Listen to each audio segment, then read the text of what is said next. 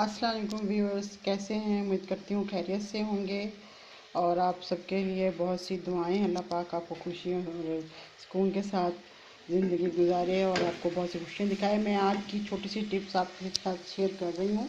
बहुत दिनों के बाद वीडियो बनाई है। तो ये देखिए, ये बैंगन हैं जो कि मैंने काट के रात ठंडे पानी में भिगो के फ्रिज में रख दिए थे। इस तरह की बैंगनों को भिगोने से आप देखें कि इनके अंदर का जो पानी है वो किस कदर वो हो चुका है।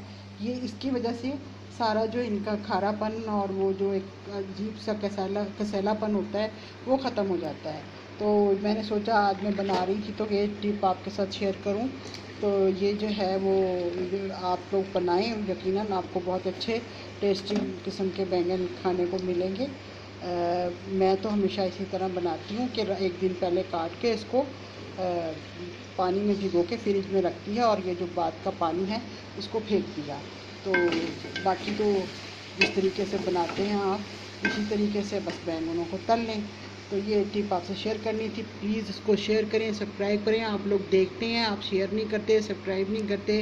प्लीज़ मेरे चैनल को सब्सक्राइब करें।